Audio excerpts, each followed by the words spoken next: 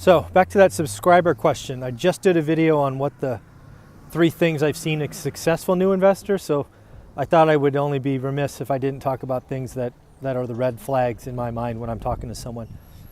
So the first one is, investors that are following the crowd. And what I mean by that is, whatever the latest YouTube video is or traveling coach or whatever is they're looking at, right? Maybe today it's wholesaling and yesterday was flipping and tomorrow it'll be note investing and then it'll be Airbnb, and they never have enough energy or time to let momentum help them. They're constantly trying to learn a new area, and there's very little cross knowledge or leverage across that. So if you're not sure what you want to do, right, you don't have that focus yet, that's a great place to start. And frankly, most of the money is made in this business by not following the crowd. So if everybody goes left, maybe you should go right and look at what other people aren't doing. Following the crowd in real estate is generally not a good idea. The other one is they've chosen a method that doesn't meet the constraints of their life. So for this, I'll just use an example. Let's say for whatever reason you want to be a wholesaler. I know lots of wholesalers that make 7 figures a year. They're very successful. They live great lives. They have fun.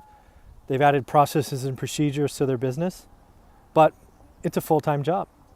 So if you are, an employee who works 60, 80 hours a week at a day job, you have a couple of young kids at home, you have other responsibilities, being a wholesaler probably is not an option for you, right?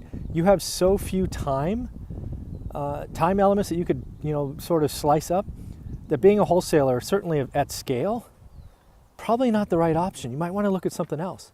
Another one might be as a buy and hold flipper, but you don't have any money, right? Maybe for you, the right answer is wholesaling.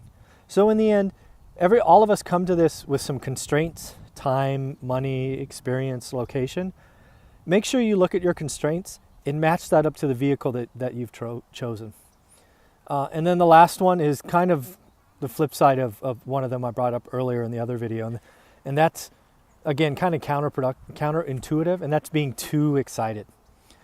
If I'm talking to someone at a real estate meetup group and they're almost vibrating with excitement, I can tell you that's a red flag. That's a crash waiting to come. Real estate investing kind of sees that, and people just chew it up. This business is going to test you. It tests you all the time.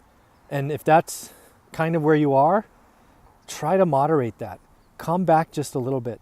You need staying power in this business.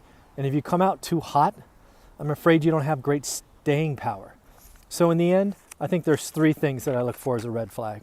First one is people are following the crowd, right? Everybody's going, everybody's wholesaling. So I want to start wholesaling. I want to start wholesale.